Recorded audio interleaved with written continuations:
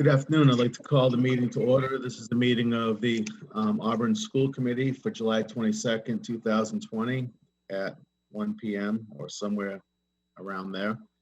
And now I will turn it over to, I see no citizens to comment. So I will turn the meeting over to Dr. Hanfield for some special recognitions. Good afternoon, everyone. Thanks for being here today. Special recognitions. I'd like to take a few minutes to recognize Mr. Harry Johnson. Harold E. Harry Johnson, Jr., 92, longtime Auburn resident, passed away unexpectedly on Wednesday, July 8th, 2020. He was a graduate of Auburn High School and always present in the Auburn community. Harry was most well known for owning and operating Johnson's Milk and Cream for many years, after which he worked for a decade as a custodian at the Auburn High School, of which I remember him fondly, retiring in 1992. He was predeceased by his wife, Marilyn, but leaves 4 children, 2 grandchildren, and 2 great-grandchildren, as well as 3 siblings. If you would, please just join us in a moment for honoring the memory of Mr. Johnson.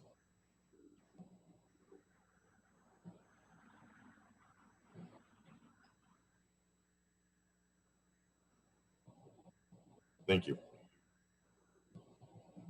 I would now seek approval of the minutes for 7/8/2020. Make that motion? Do I have a second? I'll second that. Roll call vote. Dr. McCrillis, Yes. Ms. Harrington, Yes. Mrs. Holloway, Yes. Ms. Kaufman, Yes. and Mr. Scobie, yes. That is the vote. And now I turn it back over to the superintendent for the superintendent's report. Thank you, Mr. Chair. As you see under the superintendent's report, I wanted to bring to your attention the U.S. News and World Report. Best High Schools of 2020 was announced. For the second straight year, and I believe 3 of the last 4, Auburn High School was recognized by U.S. News and World Report as one of America's best public high schools. We shared this designation with several of our sister schools in Massachusetts, which we're very proud of. This recognition comes after a review of over 17,790 public high schools in the United States. And you can see the ranking criteria in your packet.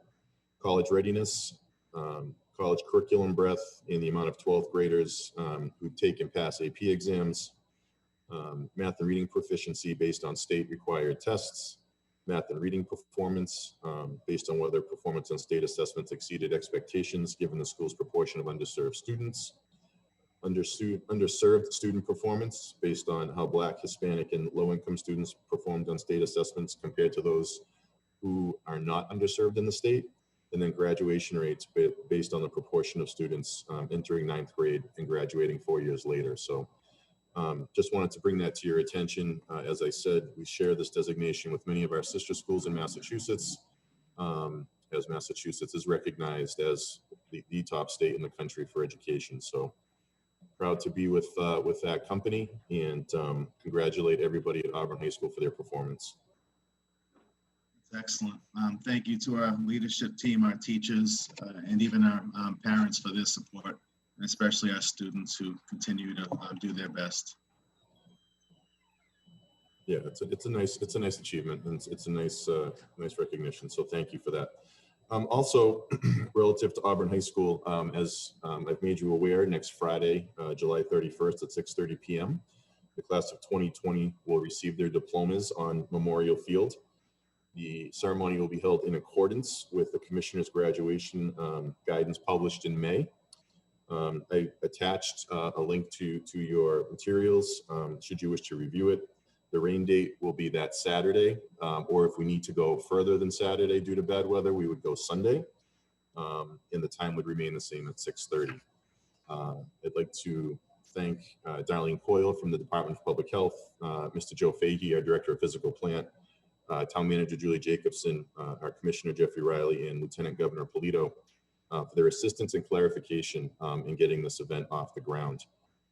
You can see the graduation guidelines in the link that I sent to you, as well as some confirmation emails that went back and forth between Town Manager Jacobson and Lieutenant Governor Polito. And then as part of this week, coming up on Tuesday evening, there'll be a very brief sports awards ceremony honoring about 80 of our senior athletes. It will be run in the same fashion as our high school and in concert with DPH. I have a call, as a matter of fact, with Darlene Coyle at the town hall at 3:30. So to make sure that we're in lockstep with all of the proper safety precautions, and perhaps even doubly so, given the nature of COVID and the concerns with some of the things that we've been hearing on the news lately. My intent is to bring forward for graduation. I'm happy to forward it to you, the sports awards piece, but my intent is to bring forward, excuse me, at next Wednesday's meeting, the site plan for the graduation that would lay out all of the safety protocols, the manner within which we're entrancing and exiting, the approximate time, which is about an hour, and then all of the different pieces beyond that that are part of the site plan to make sure that we are as safe as possible. So I didn't know if there were questions on that or comments or. I just have a comment. I'm just Sure. very glad for the students that they will actually get an in-person graduation. I think that means a lot to them. It does. I would agree. It does. This is one of these things where, when I was in my previous role as high school principal, it really was a circumstance where, when we were weighing out our options, we could have just as easily done kind of a drive-through graduation ceremony or something similar, around this time of year. So we didn't necessarily need to go and make that quick decision, back in May or June.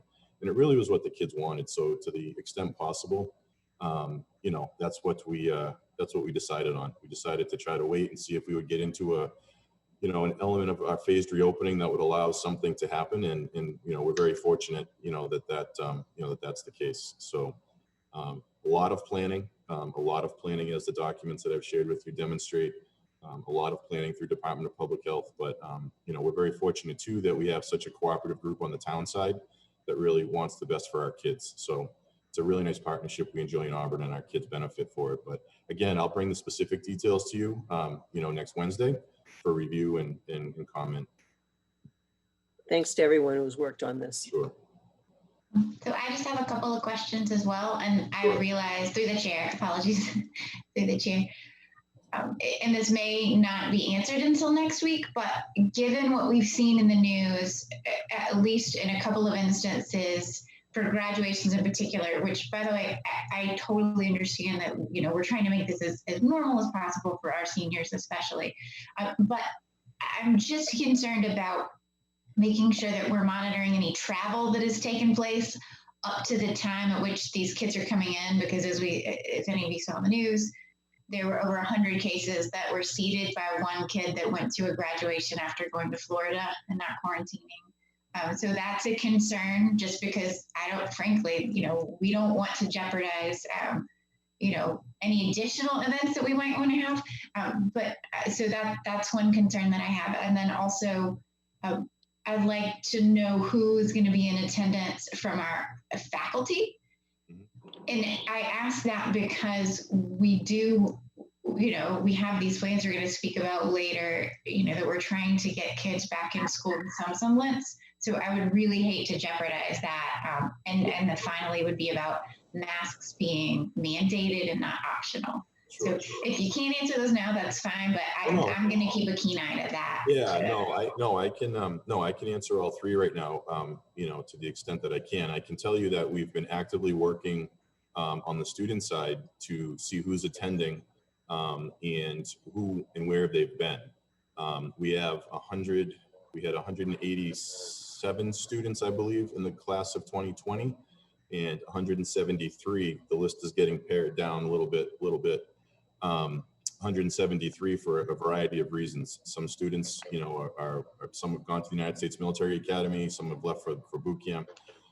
We've had other students that, have elected not to feel that they want to attend, and that's fine. But we've also made it clear, and it will go out again later this week, that, if you've been to high-risk states, it is your obligation, to let us know that and to rethink your attendance at graduation. You know, here we have, I think Governor Baker's been clear because he's been asked this a number of times. In Massachusetts right now, it's a strong urging, right, to quarantine if you've been out of state.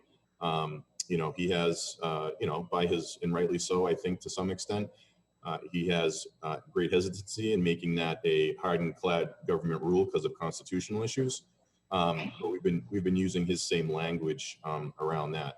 That same message has also gone out to our faculty with respect to their attendance. You know, they're welcome to come. We have a separate seating area for them up behind the bleachers where it will be faculty only, socially distanced.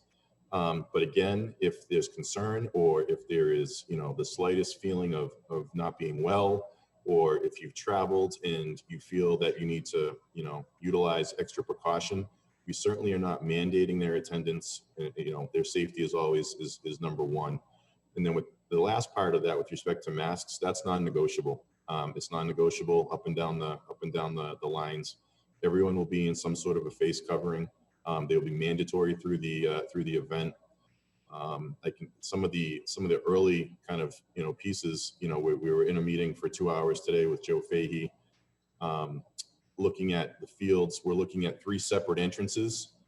So a third of people would enter through one gate, another third through another gate, another third through another gate. Our graduates will be seated with their families. They will all be asked to come in one vehicle. They'll be seated with their families. We will be controlling their entrance onto the field. We've already taken all of the contact information for the 4 or 5 individuals that will be with that graduate for contact tracing purposes. And they will be then broken up by alpha and seated accordingly within the field. So if there's any issue, we have who's there, where they were seated, and, you know, make the appropriate, you know, contacts should we need to do so. Anything beyond that is what I'm talking about with Darlene today at 3:30. And that'll be kind of the same protocol, well, not kind of, that's the same protocol, you know, the smaller scale sports awards piece on Tuesday night. So we've been looking at anything and everything, you know, we can do to absolutely make sure that we're safe and our people are safe. And we're also looking to do our very best to limit the actual time on the field in the ceremony to 1 hour, no more than 1 hour, which means we're going to have to eliminate parts of the ceremony. For example, you know, 20 minutes or so is always historically given every year to reading up scholarships. And that's because I'm going lightning fast. Right. Unfortunately, we will thank our donors. We will appreciate our donors. We will call attention to them in our program, but we will bypass that and go right to awarding of diplomas.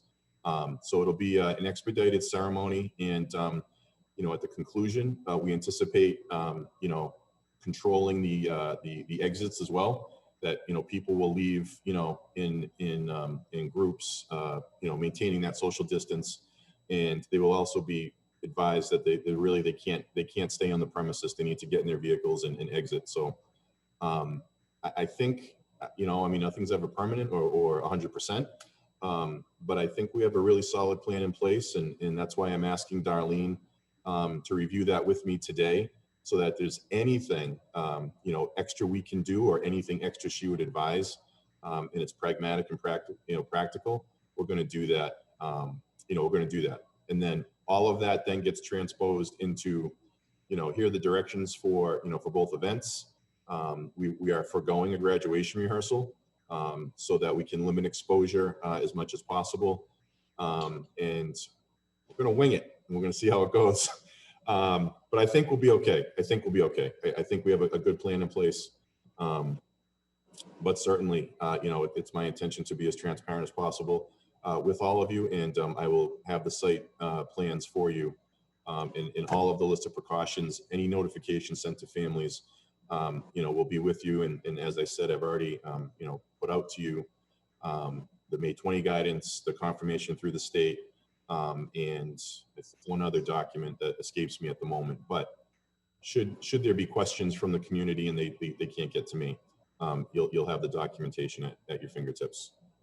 Wonderful. Thank you. I appreciate it. No problem. Happy to answer the questions. This is an action item. So as per the bylaws of the Southern Worcester County Educational Collaborative, the school committee from each member town must appoint a representative to serve on the Southern Worcester County Educational Collaborative Board. And with Dr. Brunel's retirement, it's my recommendation that I take over this role, as each superintendent in the member districts are currently representatives. So with that, if somebody would like to make a motion for me to be a part of this board, I would be thrilled. I'll make a motion to appoint Dr. Casey Hanfield, Superintendent of Schools, as the Auburn Public Schools representative on the Southern Worcester County Educational Collaborative Board. Second. Second that motion. Second. Great, thank you very much. Roll call vote. Dr. McCrillis, Yes. Harrington, Yes. Holloway, Yes. Mrs. Kaufman, Yes. and Mr. Scobie, yes. It is a vote. Thank you. Thank you.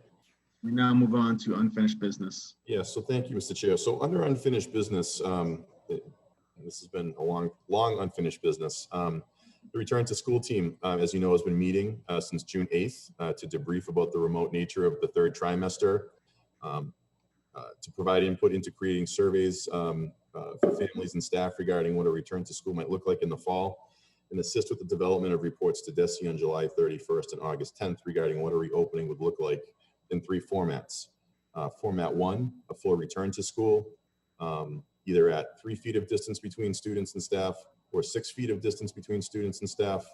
A hybrid approach, which would be some in-person instruction with the rest of the week being remote learning instruction. And then finally, a pure remote learning option.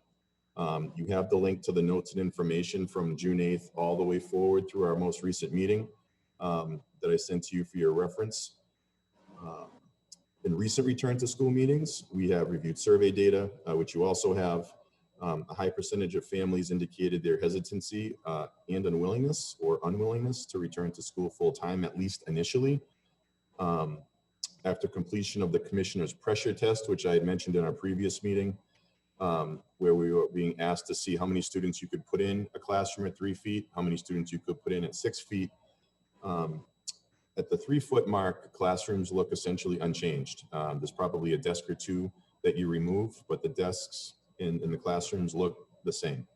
At a 6-foot distance, we can get approximately half of our students in all of our classrooms.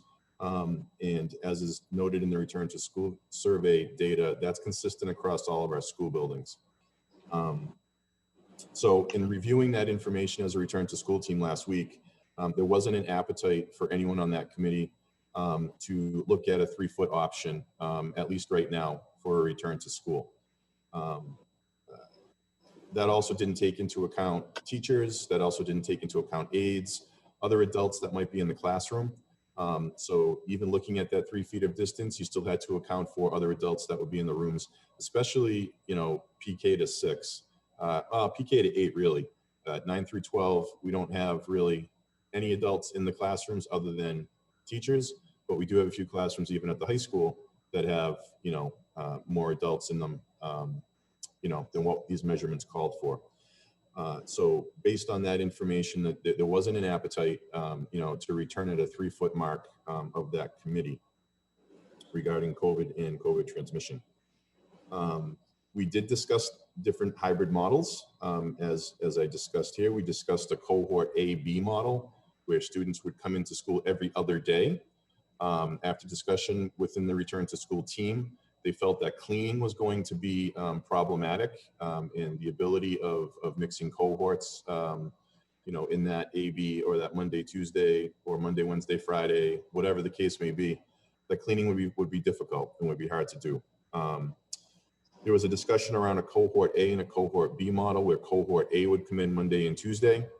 All students would participate in remote instruction on Wednesday, and then Cohort B would come in on Thursday and Friday. So as it looks right now, students would be with their classroom teachers through 3 days of the school week. The remote aspect of that is still being worked out by curriculum teams at this moment, but we'll be ready to go for the start of school. The last approach, or the last model that we looked at in the hybrids area, was 1 week on and 1 week off. That model initially people thought was a good idea, but then when people started recounting back to some of the difficulties of trimester 3, there was a real concern about length of time between seeing our kids. In a cohort A Wednesday model, cohort B model, kids would be out of school for 5 days. Teachers would be seeing them, much quicker than if we went to a 1 week on, 1 week off model, where between weekends there would be 9 days between seeing students. So that was also discussed, and the committee, after discussing that and rolling those around, really favored a cohort, which is on here as cohort B model, or hybrid option B model, which is, students come in cohort A Monday, Tuesday. There's a remote learning on Wednesday, and cohort B comes in Thursday, Friday. The understanding being that Wednesday is for deep cleanings, as well as the weekends are for deep cleanings. Monday, Tuesday, Thursday, Friday, we'd have enhanced classroom cleanings. Mr. Fahey is in the process now of working through upgraded cleaning protocols for those Monday, Tuesday, Thursday, Friday sessions. And so that was the recommendation coming out of the committee as it related to what a return to school might look like. The other part of this, the AEA, we started meeting with them. We met with them last Thursday. Establishing an academic model for a return to school was our first item of business, so we could start to give everyone some sense of where we would be going. The AEA unanimously was in favor of option B. Again, that's the cohort A Monday, Tuesday, Wednesday remote, cohort B Thursday, Friday. So we have AEA agreement on that as well. The administrators were also convened and looked at all of the different models and the viability, of what made the most sense from a safety standpoint, first and foremost. But then secondly, what made the most sense academically. And they also landed on the cohort, cohort A, Monday, Tuesday, cohort B, Thursday, Friday, remote on Wednesday. So a lot of support for this model. I will also share with you that I just, prior to our meeting right now, I was just on a phone call with the Commissioner of Education, Commissioner Riley. And as there were discussions there, and Dr. Chamberlain was there as well, irrespective of what the committee decides on a hybrid approach, our recommendation, as you can probably tell already, is that we go with option B for a hybrid model. But that, in listening to Commissioner Riley just a little while ago, 85% of school districts in Massachusetts, he's estimating, are going to go a hybrid approach.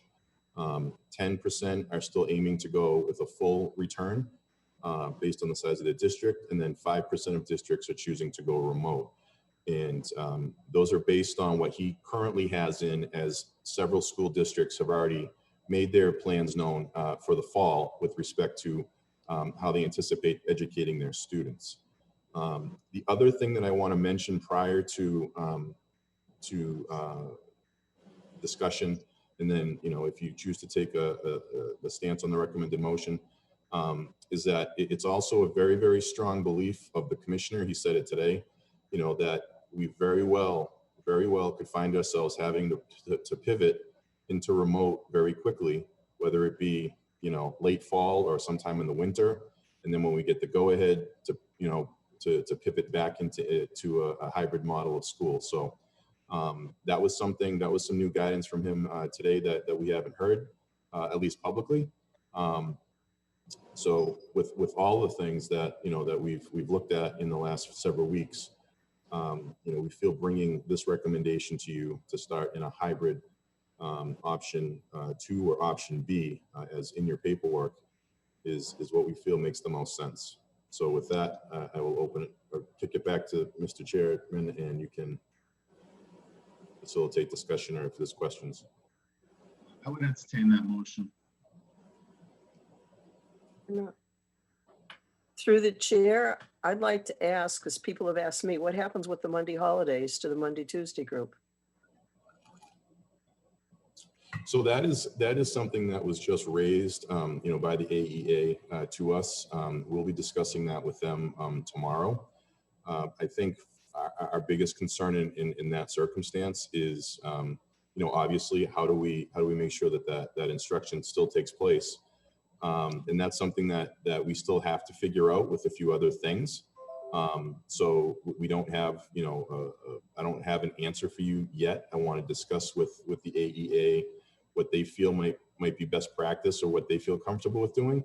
And then as part of our August 10th presentation, or actually it's going to be August 5th, as part of our August 10th submittal to the state, which has the entire plan, academic, and then all the ancillary pieces, around safety and everything else, that would be included there.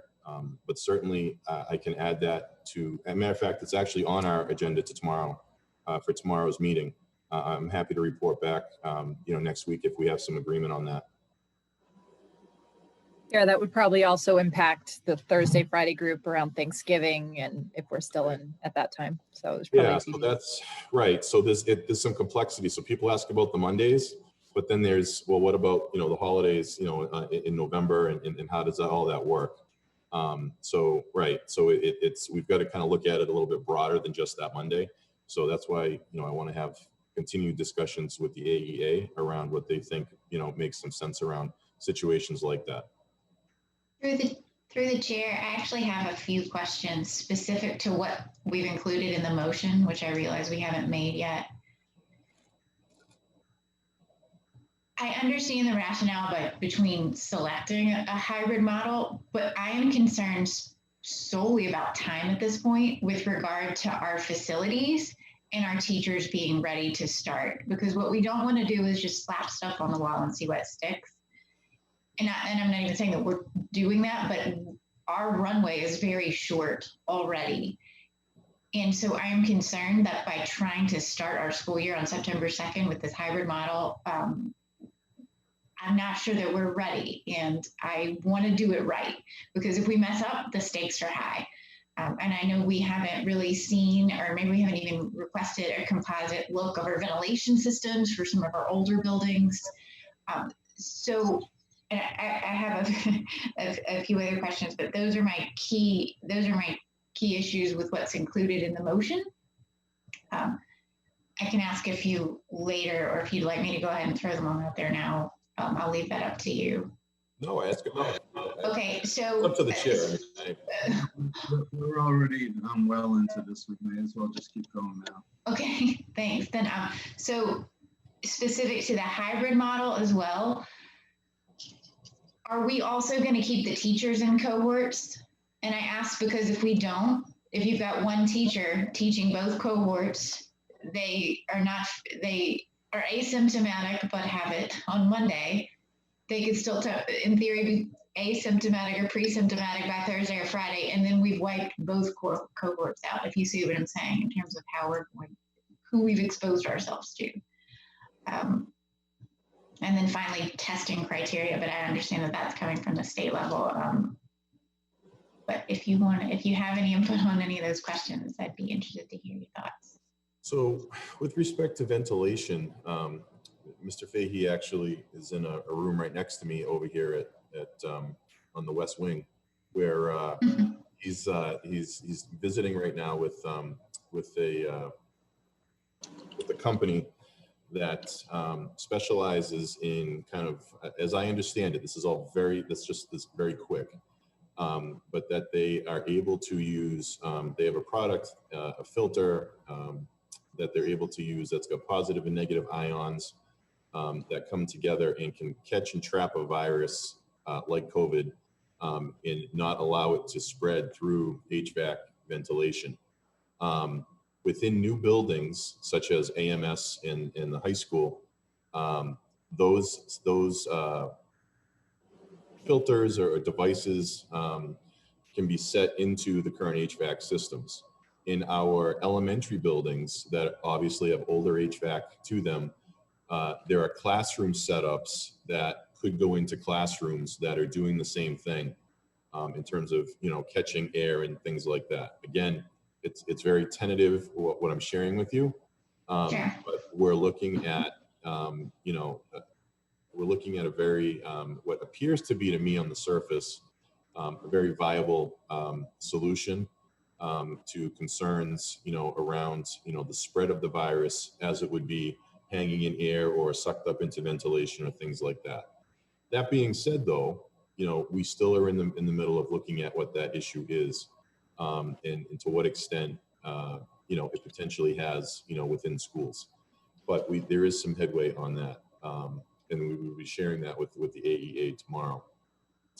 With respect to teachers and cohorts, yeah, you know what, that's a good point. And as we've really we've been looking at models, and before we've decided to go ahead and start putting kind of the meat, if you will, on the bones of the model, we needed to get the model, out into you for approval first, with the understanding that if we had that direction, we would then start examining, all of these kind of the concerns about cross-pollinating, and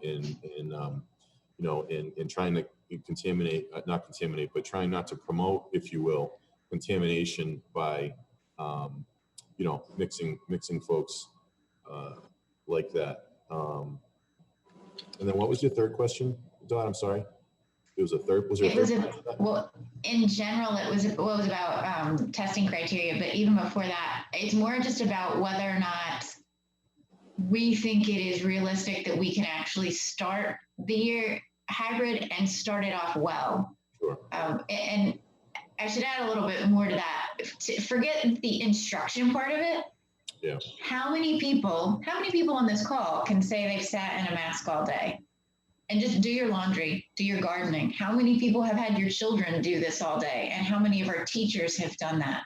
I know we're still in the middle of the summer, but I think we need to be very realistic about how that's going to impact what we're teaching, the interactions that the children are actually having, how the teachers feel, and the kids are going to read what they're saying. So I want to make sure that if we're going to open up our doors on September 2nd, that we really think that all of those other considerations, aside from just are we ready to teach virtually, I want to make sure that those have been given their due consideration. Sure. I can tell you on the testing piece, again, in my call earlier today, the commissioner, there is some movement on the testing. One of the major concerns, not just within the educational world, but kind of across all, spectrums here in the state, is making testing readily available to folks. And I know it's one of the things that the MTA is really, pushing on the educational side. But the commissioner said that there is a very serious discussion about testing and testing protocols within schools, that could be forthcoming, as part of the MTA DESE negotiations. The other side of that too, in terms of timeline of readiness, I don't think any of us disagree. I certainly don't disagree with what you're saying. I think we've all been in this circumstance where, we're trying to take, guidance from the state and guidance from DESE, and we're being told we have to have this, by this date and this by this date. As I was remarking to somebody yesterday, this certainly is not a case study if you're teaching a dynamic of planned change course. This is, I think we all agree, feels very rushed. I think we all agree, that we're in a very, very tough situation. That being said, a lot could happen between now and the end of August. Are we ready to go? That's a good question. I mean, if that's the charge that we have from the state, then that's where we go. And that's what we fully intend on doing. With respect to, are we ready to go right at September 2nd? There's also discussion there. I mean, I think it's more likely than not that we will have to seriously consider with the AEA some sort of calendar adjustment, based on what the state allows us. We have to get our teachers in to provide them training for PPE. We have to get our teachers ready to go, from the academic and remote piece.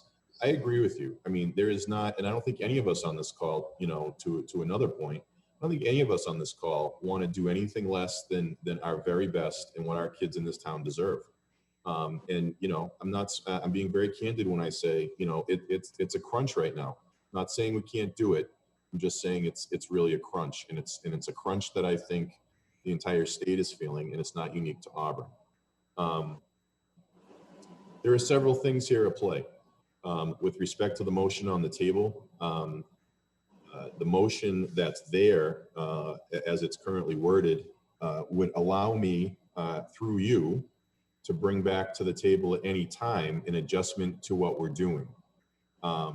And I suspect, you know, that's going to happen, you know, during the school year. I do not suspect we're going to float right through the year, you know, in any sort of model, just by the nature of how things are happening. What we need to do, though, through this motion is it gives us then the direction to go to start planning our school year and giving our teachers the plan to start planning their school year, knowing full well that, you know what, we could come back at the end of August and say, listen, we're not ready to go because of X, Y, or Z. We are going through a lot of material with the AEA right now. And as the MTA at the state level is continuing, you know, to push, you know, remote for all until X time, you know, it's that could happen too, you know. But one thing that I will tell you that also is revealed in the commissioner's phone call today, that people have been kind of hedging their, you know, you heard one thing last week at MASS, you know, Executive Institute, is that ultimately what we do with our schools is an LEA decision. It is the school committee's purview in terms of what we do with schools. So if, you know, our work as we continue to push forward, you know, hopefully is to start preparing a hybrid model. But if we decide as we get into August and later in August that, you know, we need to adjust our start time, or it's just not tenable for us to start, you know, maybe we need to go remote for a month or whatever. That's all within the purview, you know, of the school committee. Now, that being said, DESE is not saying, they're not advertising that as a model.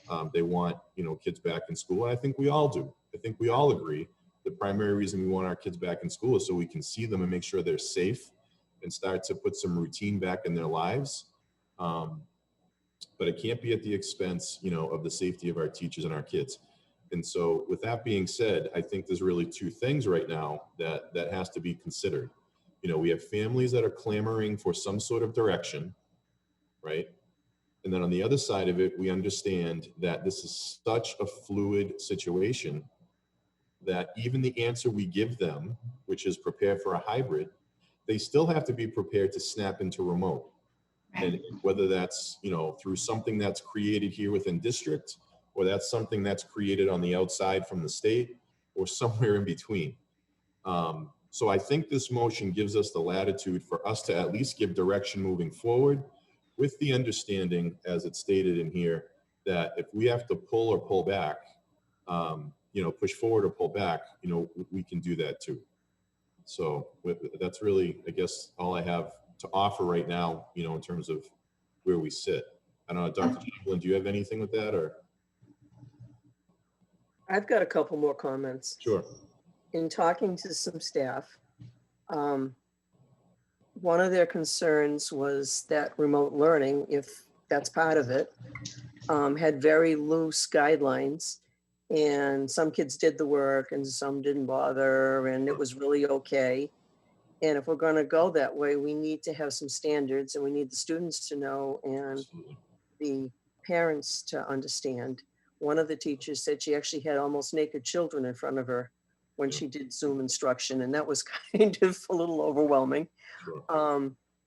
Another thing is, they were also telling me that they feel they need some training in remote instruction, because they kind of just had to wing it in the spring. Sure. And my thought is maybe we should take those few days in September right after Labor Day and use it to get our staff ready, to give them the training they need, give them a chance to prepare their lessons the way they're going to have to do it. and then start the following Monday with kids, if that's the plan we choose to go. Yeah, so through the chair, what I would say is I agree with you 100%, Gail, on those things. A few things. The commissioners made it very clear that grades are on the table. In the fall for all. That they're on the table. Attendance is also something that is on the table. They're just trying to figure out the attendance part of it, how that works. But actual grades and graded work and things like that returns in the fall. One of the things we have to be careful of, and this is where it gets a little bit dicey. So we have the MOAs in place, right? The first MOA, depending on what the numbers are from the state, allow us to have up to 3 furlough days to help with offsetting, a shortfall in the budget. Those 3 days that were identified as furlough days are professional development days. That's what we identified as potential days that we would furlough. So I agree with you wholeheartedly, because at first thought we said, well, we'll just take those, we'll just front load those days. But then as we talked more about it, it was like, well, we can't, because we already have those committed to furlough. So, once this, and that's the other part, state numbers are still very much up in the air. We don't know what those are. But I agree with you. I mean, if we have any latitude or swing in the calendar, I think, we look at that. One of the things that's just so difficult about this whole thing is, I like to measure twice and cut once. I want to send things out to families, and to staff that, like, this is it. We've thought about and this is where we're going. And in this circumstance, with so many changing variables, it's very difficult to be able to just measure twice, right? We've already measured probably 200 times, and we probably need to measure more, before we make this. So, but I agree. And Dr. Chamberlain, I know, is planning, has been working with folks on the concerns around training and things like that. So I don't know if through the chair, if Dr. Chamberlain, you want to add anything or? Well, it kind of jumps a little bit further in the report, but in the teaching and learning report, we are already in the process of recruiting up to 90 staff members, teachers, guidance counselors, nurses, to begin the discussions around the reopening of school and what kind of training and planning needs to happen. We hope this to be not only professional development in the sense that we have a number of staff who are considered by their peers as experts in that remote environment. They gravitated to it. It went really well for them. And we feel that rather than bring someone in from the outside, those folks are being tapped to put together some training for their colleagues. To not only bring that training and understanding of the platforms to everyone, but to also bring consistency to how we use them. So that's already started. I will tell you that we initially designated 10 hours for these almost 90 plus teachers, with the understanding that that's going to be extended. But we felt like it was important to kind of get a plan in place in each building around the curriculum instruction, as well as the safety planning, Dottie, which was kind of goes back to your question around things like arrival and dismissal, hallway flow patterns, how lunches are dispersed, all of those kind of things. So once we get these teams in place, I suspect, I can guarantee that we're going to extend this time and provide them with more time beyond the 10 hours. So while my professional development budget line was minimized this year due to the budget considerations, we feel really strongly that the money that is in there needs to be dedicated to this, so that teachers are coming in feeling prepared, feeling like they understand the safety protocols that need to be in place, and to the best ability ready to go.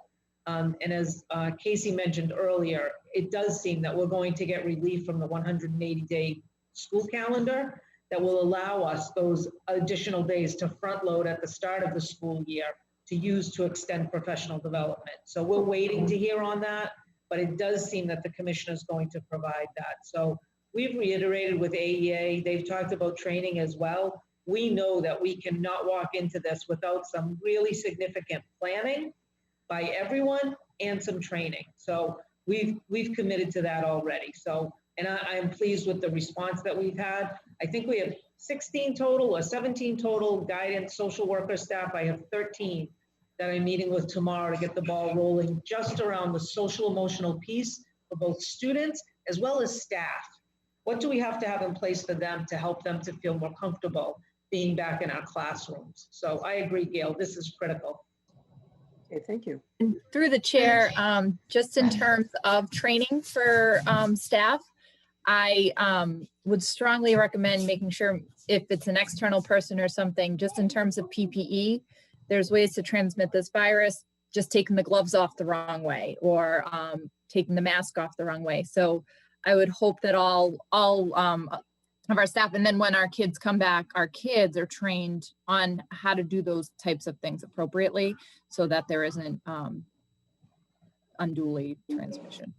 And in my initial conversation, I spoke with Leah Gauthier, our head nurse yesterday, and shared with her a great deal of information that we've already received around health and safety protocols.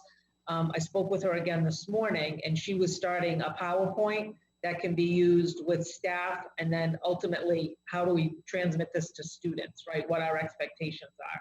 So she was going to get started on some of that, and then she has 2 meetings set up with our entire nursing staff next week to kind of go through that even further. And Meg, I did, I hope, volunteer your services for any kind of review or discussion that they might need. So I hope that's okay, and I appreciate your feedback on that. And she was very happy with that, so. Not a problem. So through the chair, just to dovetail on what Beth was just discussing, so if we feel like there might be a concern about our kids actually understanding the proper way, to use their own masks or their own gloves or how to interact with their teacher, and where you're going to have, I ask this because you said you are, starting the discussions tomorrow. Do we feel like it would actually be a wiser decision to do a few kind of test runs with groups of kids before we open this back up to 1,300 kids in cohort A and 1,300 kids in cohort B?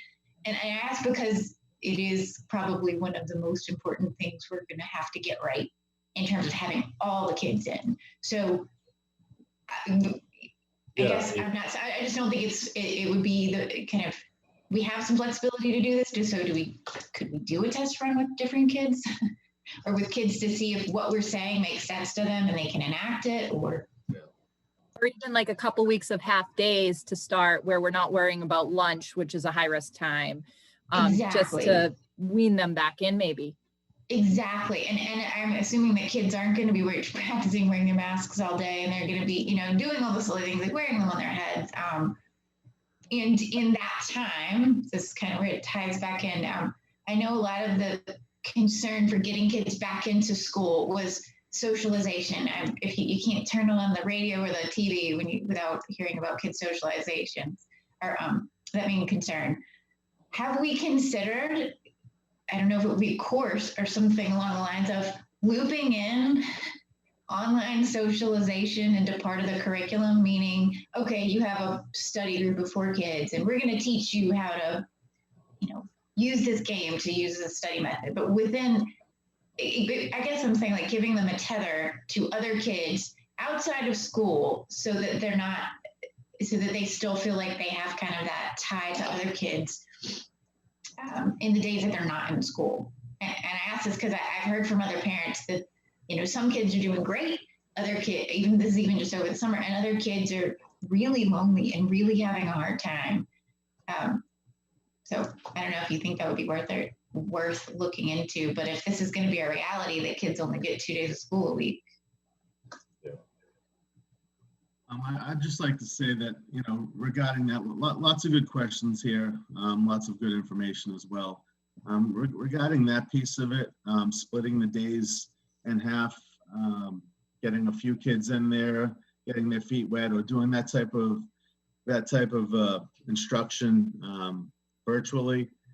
I don't know that that's ideal. I think, and no disrespect, but I think having students in front of teachers where they can best describe, they can best demonstrate, and they can best get the students' full attention is the way to go. It's not foolproof, but you could have a group of students come in for a half day or sort of a dry run, if you will. And you may end up with a group of students who do everything perfectly because they've been instructed at home as to how they should go about things, not only at home, outside of the house, but at school. And then later in the week, you may have the following group of students come in where they've had no instruction. They didn't pay great attention to the instruction that was done remotely. As we know, that is an issue because we went through it before summer break. And what you're going to have is students doing the wrong thing. So I think it's best to get the students in front of their instructors, get them into school. I think it'd be a short amount of time, a period or two, an hour or two, before they really get into a routine. The lunch thing, Dr. McCrillis, I totally agree with that. I don't know how they're going to figure that out, but I have great confidence in our nursing staff as well as our administration that they're going to make that work. You know, we're in the same boat with every other district as far as that goes. So that's going to be interesting. There are going to be some pitfalls, there are going to be some mistakes made, but I think in the end we're going to shine. We're going to shine as much, if not more, than some of the other districts that surround us. So there's no foolproof plan here, and I do appreciate all of the comments and the great questions. At this point, just so that we can keep things moving forward, and I'm not saying that I'm shutting down questioning, but I'm going to entertain a motion on this. Make a motion to recommend that the Auburn Public Schools adopt and implement a hybrid option B as the academic model to start the 2021 school year until such time that the superintendent determines, based on available information, that a modification to this model is warranted based on data and recommendations from DESE, the CDC, and other organizations that would inform this decision. Do I have a second? Second that. Okay, now I'm going to reopen for discussion. Any further comments or questions? Okay, and I did too. Oh, I just have a quick comment. I think it's worth noting that, Mr. Hanfield, you can probably back this up, but we are light years ahead of surrounding districts at the moment. So just being a part of that the group, the back to school group, we can see there's been a lot of progression, and we feel confident in this plan, especially hearing that 84% of the staff also agrees that they could do this, they can pull it off. So it's not foolproof, but we are steps ahead of districts around us. And I just had one more comment. I think we should use the parents to help us teach the children how to wear the masks or gloves or whatever they're going to be asked to do, and maybe do some sort of a Zoom thing or something in the evening and ask the parents to sit down with their children and watch it together. And then we'd have the parents as advocates for what the school is asking the children to do. And, you know, I think the kids oftentimes listen to the parents better than us, so. So, Thank you. through the chair, if I could just respond to that real quick. So that's a great point. And, you know, again, this goes back to everything is happening so fast. It's so hard to like get it written down for like a meeting.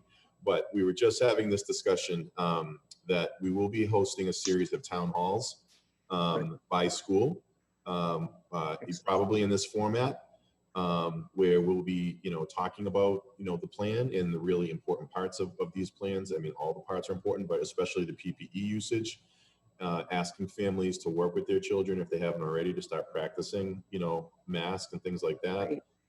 Another important consideration to keep in mind is that it's not, they say face coverings. It's not necessarily like, you know, a face mask like that covers your entire mouth. So for kids that may not want to be doing the masks, there are other options there too. And so I think sometimes there's not a lot of, I think sometimes there's some confusion around that, but we are definitely opening the dialogue, you know, by school, you know, as we get into August. And, you know, as stated in this motion, I don't think any of us want to jump into a swimming pool where there's not enough water, right, to hold us. And that's kind of the way I'm looking at this. So as we develop this and we continue our discussions with the AEA and we continue our reopening plan, if we get to mid-August or so and we look down the road and say, you know what, this isn't possible, I'm going to come forward to you very transparently and say, it's not possible at this timeline. We need to kick it back 2 weeks, or we need to do whatever. The first few weeks of school for our kids are going to be around, like I said, gauging where they are socially and emotionally, getting them reacclimated to what school looks like. It's going to look very different than the world that they remember. And so a lot of that has to be taken into consideration, as does the teacher prep time. So, as we continue to get data from the state, as we continue to get, what they're thinking at the state level around relief on the school calendar itself and what types of flexibility they may give us, we'll be looking at those modifications. But certainly I agree with everyone. We want to do what's in the best interest of our kids, the best interest of our teachers, and we don't want to be rushing into anything. I've said this once, I'll probably say it 1 million times during my tenure as a superintendent. DESI's not coming to arrest anyone, based on a local decision. They're just not. So we need to get that put over here. And we need to focus on the fact that it's about what we think is in the best interest of our kids, and what we think is in the best interest of our staff. And that's the manner within which Dr. Chamberlain and I have approached our union. We've had a terrific, opening conversations with them. And we're kind of all in that same boat. So it's a tough spot, but at least this gives us the ability to move forward, to start planning this. And, I'll craft a communication home to parents that kind of condenses this conversation, down, as much as I can without it being overwhelming to someone who receives it, via email or whatever. I may do another video message too. I don't know. I'd have to book off 3 days for that. We'll see. But I thank you. think we lost George. Yeah, it's not so weird. Oh, you know what? And if we did, I have to let him back in. I have like triple secret security here. Where is he? I don't know where he is. He's not in the waiting room. Yeah, Maybe he doesn't know he's off. Yeah, it could be. Yeah, That can happen a bit. I don't see him here. Maybe somebody could text him, let him know he's not on.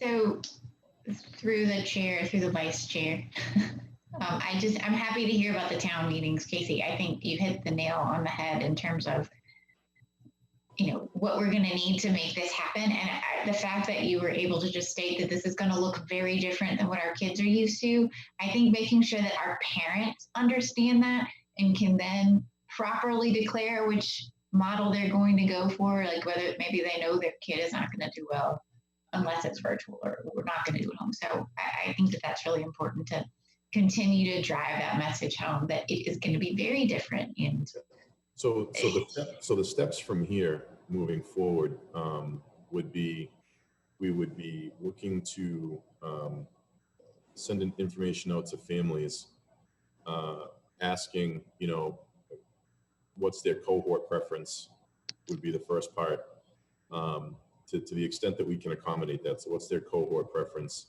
The second piece would be, what are their thoughts on bus transportation? Because that's another budgetary consideration that's really important. And then, just kind of see where people are with that, and then see, if they're still looking for remote or they're looking for hybrid.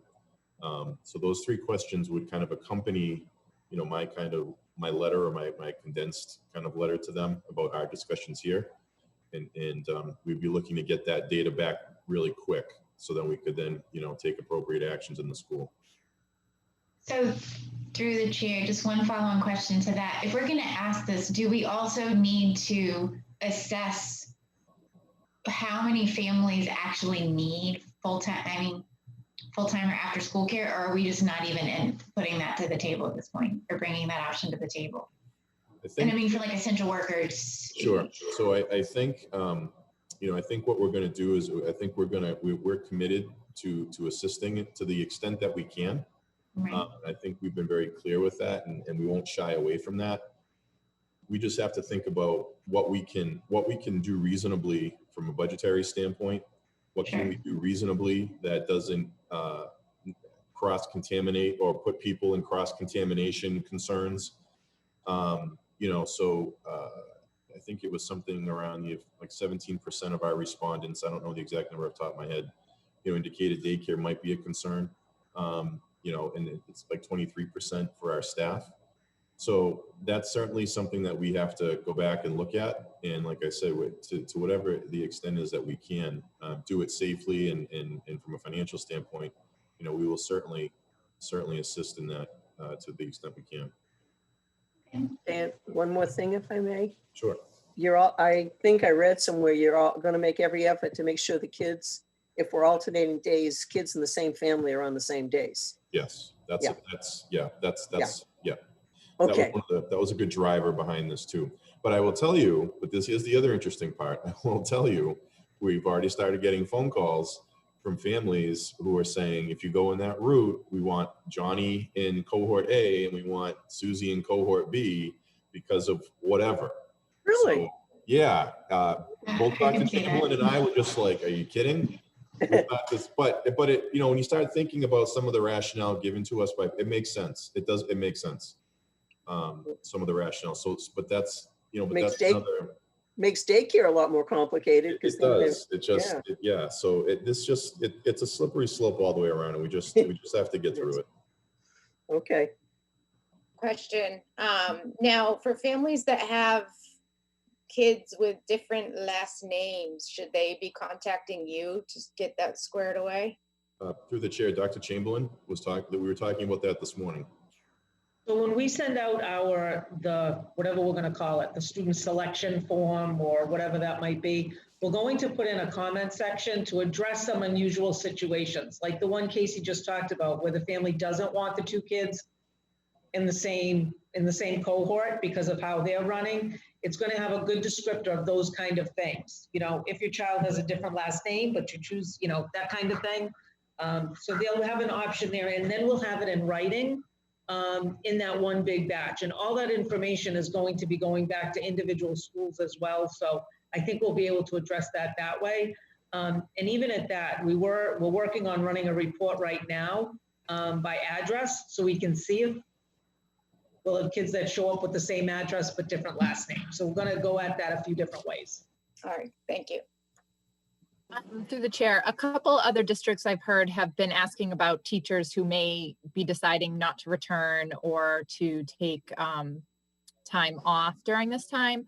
Are we going to be asking them to make that decision? I'm just afraid that maybe the week before school starts, we have some teachers who might decide not to come back, and that might put us in a little bit of a pickle. So we are talking about that in the same way as we're talking about students and families making their selection, because somehow we have to bring all that information together.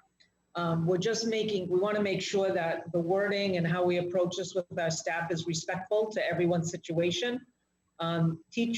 Principals already have an idea of some folks who are hesitant, right, but not committed one. So we already have a little bit of an idea. But we are going to have to ask staff to kind of firm up that decision so that then we can figure out how we're moving forward. I will tell you just through the chair, breaking news, as I've got one eye on the other monitor over here. The AEA has gone forward and done that survey with their membership most recently. And, there's about 80% as it looks here, are coming back or indicating they're coming back.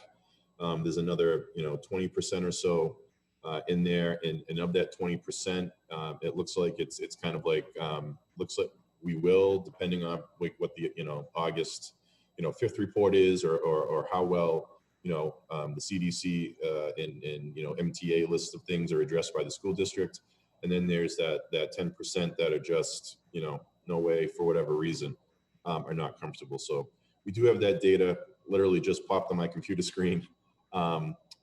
We will be talking more in depth with the AEA about that tomorrow, because certainly we can't go and make all these great plans and then find out we need 25 teachers and we don't know where to get them. So that's another part of this too. So great question. And through the chair, oh, sorry, George. One more question. Have we started to think about how we will handle substitute teachers? Through the chair, we've thought about it from the standpoint that you just presented. What are we going to do about substitutes? It's a real We concern. might need them. It's a real no. It's a real concern. I did have an email from a parent. My last communication to the town about where we were. One of the several communications that were all very positive, by the way. But one of them included a mom who's a sub in the district and asked, are we going to have specific sub training around PPE? What are we doing about cross-contamination with multiple subs in multiple buildings or multiple districts? So those are things that, again, we have to flesh out, but they're on the radar for us to see, what we're going to do with that. I would think they would need to be tested before they even enter the building. Well, Right. yeah, so we're kind of awaiting, again, that question's been raised across the state. And it was part of the earlier discussion today relative to, making testing available to students and to staff, within buildings. That whole question about subs. And, it very well could be that, substitutes have to be subject to some sort of a testing protocol as well. But We may look at something completely out of the box too, right? Yeah. Where based on, it does seem like there are pots of money in places, right? And we may get some more from the federal government. Do we try and get some people that are subs, but, building based, that's the only place they go. They're trained in the school protocols. Everybody has great concern about people in and out. Everybody, principals, teacher, everybody does. I do. Mr. Desto describes it as wanting things to be kind of, when the kids get in the school, it's a bubble, right? That's just how it is. So I think we might have to think outside the box and maybe even some rearranging. If we look at what we have for a pool of money to pay subs, is there a different way to use that along with maybe using some of the staff we already have? And that's, totally a very basic kind of observation on that. But I think we have to kind of change the way we look at subs if we're going to make it work so that everybody feels safe, that it's not people in and out of the buildings all the time. But that's at the very preliminary discussion. First time today, I think I heard the commissioner mention it since this whole thing began. So everybody's just kind of getting to that point that we're starting to think about those things. But sure, we have to take that seriously. Any other comments or questions? Will teachers be getting their temperatures taken daily? Is that part of the? No, that's through the chair. That's not, that was early on. There was discussion that was going to be part of the protocols for staff and for students. But because of the, false positives and the indication that temperature taking doesn't necessarily align COVID testing, et cetera, or COVID infection rather, they abandoned that. That thought. They're really focused more on the very real potential of bringing testing into the schools, as opposed to temperature taking. Just one more thing. There is also a move to have a formal reflection that staff are required to report on every day. So something to the effect of, I don't have a sore throat, I don't have a temperature, I don't have a this, I don't have a that. And I think of it, if we set it up like in a Google form kind of thing. So every day they have to keep it on the forefront of their mind, right? Because many of us, well, it's just a sore throat. I've worked through sore throats my entire work career. It's different now, right? We have to step back and say, if I have a sore throat, it might be something else. And so to really have people kind of have a checklist every day that they say, nope, I'm good. I feel good. I don't have any of these symptoms. I'm ready to come into school. So there is a push from some things we've heard from the state to have staff do that every day. I feel like they should ask the kids the same question every day as well. Well, and that's on the flip side to have families do the same. So to have I wouldn't necessarily say we can manage having 1,300 families report in it. I mean, I guess maybe we could. I haven't thought of it to that degree, but I think that's part of the town hall, that every day you need to assess your child. Do they have a temp? Do they have a funny cough? Did they have a bellyache last night? Like all of those kind of things. And we have a comprehensive list of potential symptoms. But families are going to be asked to reflect on that every day before they take their child to school for sure. Right. Through the chair, I can tell you the number one thing that I have gotten asked about is how are we going to deal with drug and drop? Give your kid a Tylenol because I have to go to work and it's important because I need to make money and I only can work 2 days a week. I have no answers for that, but I would say that is the most consistent question I get. And Dottie, I've thought about that. The only thing I wonder about with that is this is a different ball of wax we're dealing with Right. right now. And the seriousness with which not only sending that child to school sick, right, because their illness could escalate through the course of the day. You know, it's just, I feel like it's a different level, but I do think, again, through the town halls, we're going to have to talk about those things and be plain with families, you know? And I have to have faith in our community because they've always been so wonderful and so supportive that, you know, we are going to take this seriously, you know? But that's a glass half full kind of thing when we're going into this crazy situation. Right. No, and I understand. I mean, I know there's no great solution, but unfortunately, there's still people in the community that aren't even taking it that seriously. So somehow, if we can convey the fact that, you know, a few poor choices can shut a building down, like that, you know, I think somehow that needs to be, you know, driven home and driven home again with our families. And I think it makes the mask wearing that much more important, you know, and to really Right. drill that home too. So. Any other comments or questions? Okay, I'll close that discussion out by saying that I'm confident that we as a district, as a state, are doing everything in our power to make this as safe as possible. Dot, you just hit the nail on the head right there in saying that, you know, you've seen people not being responsible around town. So again, that just leans us back in the direction of this is not foolproof. We don't know what's happening as soon before they get on the bus. We don't know what's happening when they get off the bus, and when and you know what they may have contracted before they come back to school again. And that goes for parents too.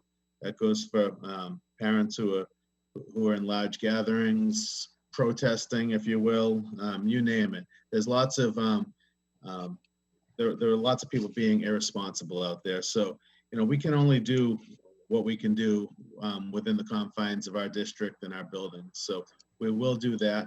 And I appreciate all of your questions. They were great questions. It was a great conversation. And I don't mind that it went, most of it took place before there was a motion made, or that it went so long, because this is likely one of the most important discussions that we will ever have as a committee. So I do appreciate all of your sentiments. And now I will take that to a vote. Roll call vote, Dr. McCrillis, Mrs. Harrington,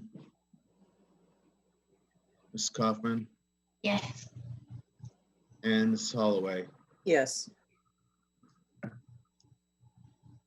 Thank you. It is, oh, Mr. Scobie, yes, it is a vote.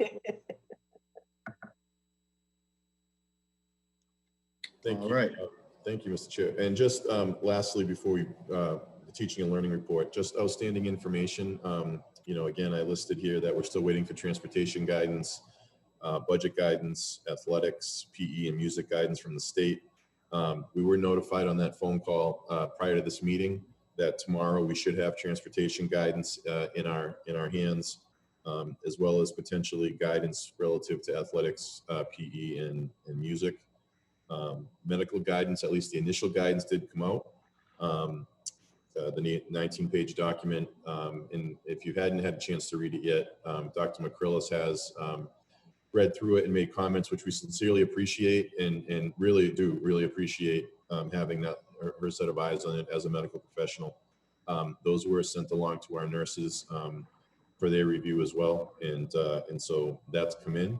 But that is a very tricky document that we're navigating now too, because there are you know, considerations for the 3 feet and for 6 feet with respect to medical advice and opinion. So it is linked into the information that I've sent you. So you know, it's a very technical report. Sometimes it's difficult to kind of wade through, but you know, that's there too. So all of this, again, being part of the August 5th comprehensive plan, we would bring forward to you for review and consideration. Thank you. Thank you. We now move on to teaching and learning. Dr. Chamberlain? Thank you, Mr. Chair. If it's okay, I'm going to just move over the teaching, planning, and preparation. I think I spoke a bit about that already with what's going to be happening and how we're moving forward on that. I don't think I need to revisit that if that's okay. I agree. All right, and so then just quickly, just so you know, on July 16th, we did receive direction from DESE on the plans that we have to provide about our reopening. We have an initial plan due July 31st that focuses primarily on this very topic today around what is our learning model going to look like. And so that has to be reported on. It's only a couple of page document, very brief, a few questions, and it's just a preliminary report.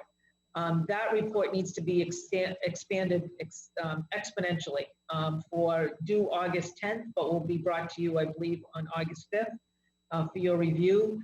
That will also cover things like social emotional learning, facilities and management, safety protocols, all of the other things that we've touched on here today in a much more comprehensive fashion. So that we'll begin working on that with the leadership team and then with some of the folks that I've already spoken about today. We're going to get nursing information from our nursing team.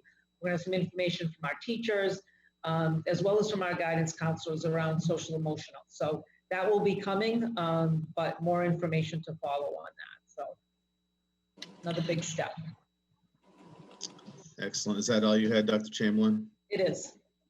All right. Thank you for that and for the initial report. And finally, a little bright spot in our day with business and financial. And we can Cecilia? see her. I know. I finally have a camera. It's great. Yep, little extra sunshine. Oh, thanks, George. Good afternoon, everyone. So first of all, I provided in your packet the omnibus transfer number 7 for your information. This will be the last transfer for the fiscal year 20. So that's for your information. And then moving on, I've also included in your packet your first FY21 year-to-date budget report dated July 20th for your information. And with that, I have a FY21 budget transfer, which is between series requiring your approval because, as you know, we start the budget season early. And at the time of the FY21 budget, many salaries were still needing to be negotiated. And this transfer will bring those specific staff who are on 26 pay periods to their actual salary amounts for FY21. So that starts us off for the year where they're actually being paid from. So if I could have your approval of that. I would entertain that motion. I make a motion to approve the carry forward balances as requested by the business manager. Second. Oh, it was for the transfers. I'm sorry. I apologize. This is for the transfers. I make a motion to approve the FY21 budget transfers for July 20th. All Do I have a right. second? Second. Roll call vote, Dr. McCrillis?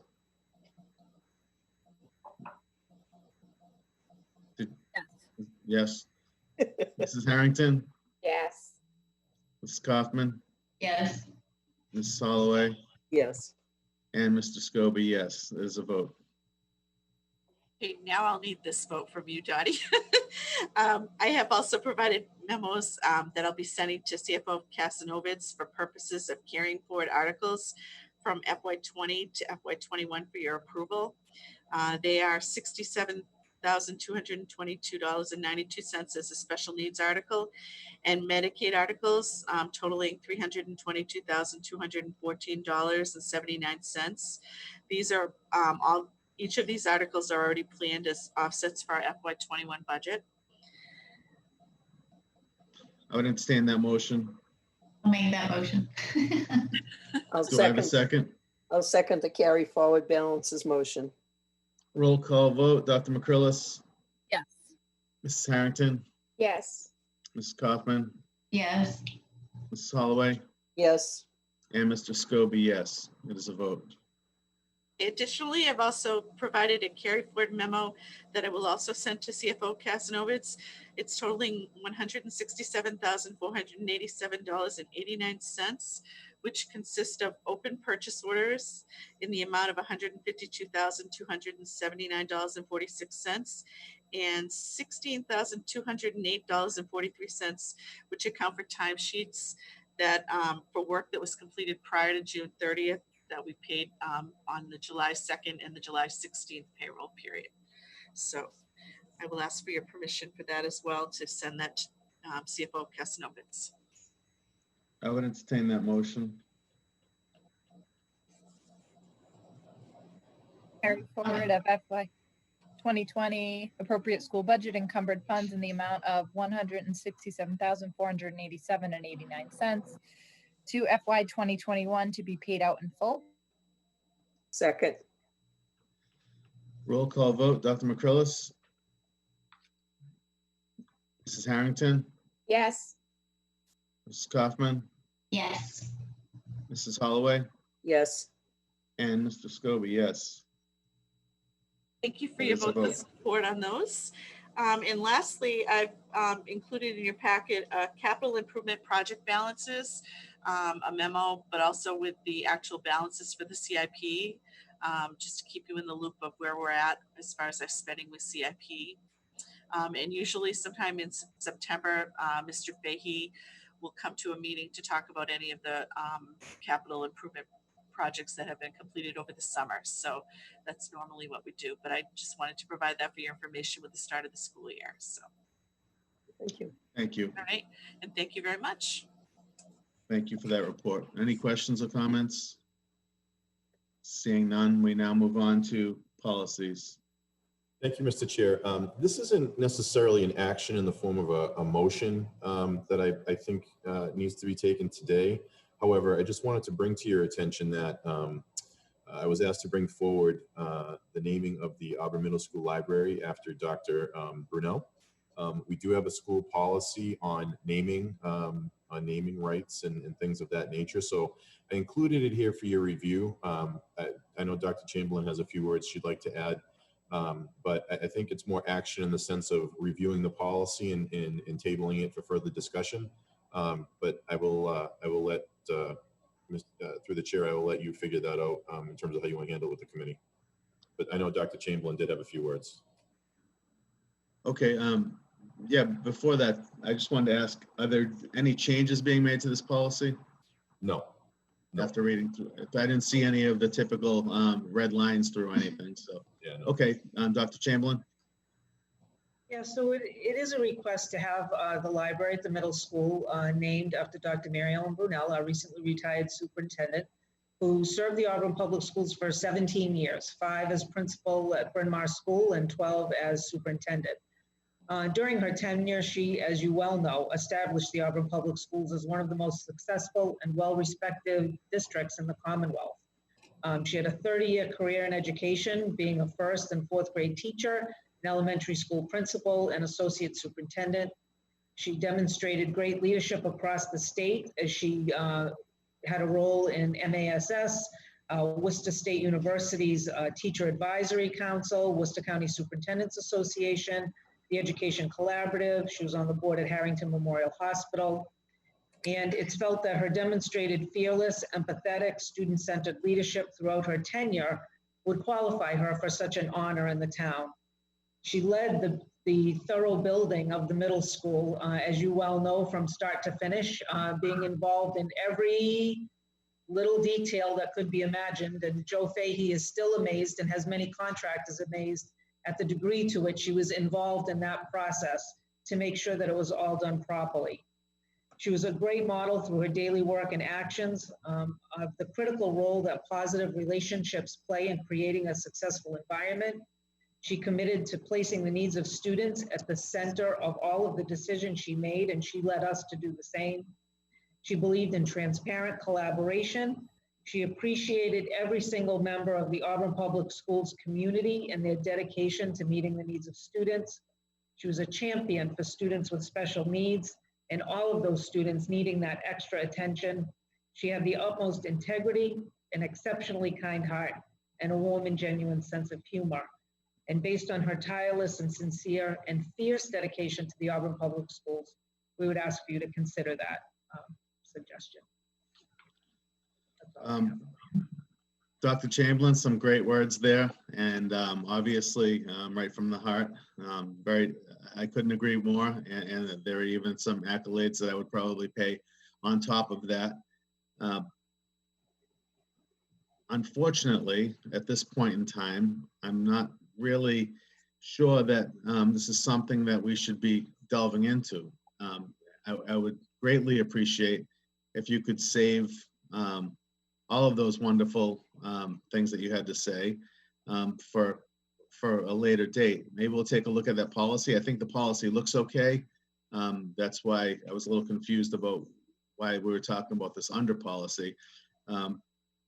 But my reasoning is we just had an extensive conversation about many issues at hand, and in the past, when we've talked about the renaming or naming a library or naming a building, and most recent memory for me is the Major Broder discussion, which a wonderful hero he was, and yet it brought forth such controversy.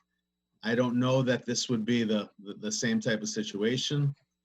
However, at this point in time, I just don't think it's something that we need on our plate. Maybe we'll let Mary Ellen have an opportunity to get home and hang up her hat, and we'll give ourselves an opportunity to sort of work our way through this whole COVID discussion. And then, maybe we bring this up at a later date. I don't want anything to cloud the discussion that we're having now, nor do I want it to taint Dr. Brunel's legacy. And I just feel like at this point in time, it may do us more harm than good to start this conversation. And I understand where it's coming from, and I don't fault you for that. And again, those were some beautiful words, and I couldn't agree more. It's just the timing for me. And I would open that up to any other comments. Are there any other? I do, through the chair, I do agree that now is probably not the right time, just because it was a pretty contentious discussion before. We need to keep our eye on the ball, but hopefully, we can come back to this discussion and it flies through and something that we end up doing.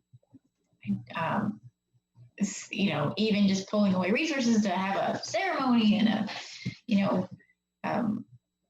going through the rigors of making those decisions. So through the chair, George, I would say that I agree that the timing is not right, but I don't think that it's a bad idea at all. And hopefully we would have rousing support from when we try to do it. We still haven't even gotten to have a formal, thank you for her. So maybe when people can actually congregate, this would be something that we could, take a look at further. But that's just my opinion. Thank you.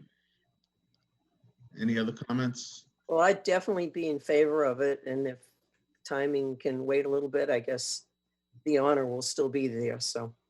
Yeah. Okay, In well- favor as well. I think it would be great, but I do like the idea of a bunch, even if it's just the middle schoolers in there, being able to watch and see that would be great. But she's absolutely deserving. Thank you. Thanks did you have anything, Ms. Harrington? Yeah, I feel like it sets a precedent that we need to tread lightly with. I love Mary Ellen, don't get me wrong. I think she's very well deserving of it. But I think even when we were trying to name the Swiss building, it was like kicking a hornet's nest when we started bringing up people's names and, remembering the lives of others and naming the school after them. So I just think it's a very sticky situation personally, but that's my opinion. I agree with that, and again, I'd hate to get into something that's gonna sort of separate us rather than bring us together right now. Where I think we're at a point right now, at least as a district, where we're full speed ahead, working together as a team to try to get through this situation. But I'm not opposed to having this discussion certainly in the future. And if we don't bring it up on our end, by all means, Dr. Chamberlain, throw it right back at us when we're somewhat out of the woods here. Makes perfect sense. Thank you. And thank you very much. And I don't think there was meant to be action on that because there was, I think that policy is already in place. So there was just the action of whether or not we were. Discussion, I guess, through the chair. Yeah. Thank you. Okay. So I don't think I need a motion to postpone. We'll just address this again in the future. Thanks again. And we do need an executive session. Yes, quickly, I did send, through the chair, I did send the link to executive session to you. It should be in your emails. Just real quick to discuss a real quick situation. Thank you. Okay, with that being said, I will entertain a motion to go into executive session. I will make that motion to go into executive session per Mass General Law, Chapter 30, Section 21A7, to comply with Mass General Law, Chapter 75, Section 5, regarding student residency. Do I have a second? Second. Roll call vote. Dr. McCrillis? Mrs. Harrington? Yes. Mrs. Kaufman? Yes. Ms. Holloway? Yes. And Mr. Scobie, yes. Thank you. Good afternoon, everyone.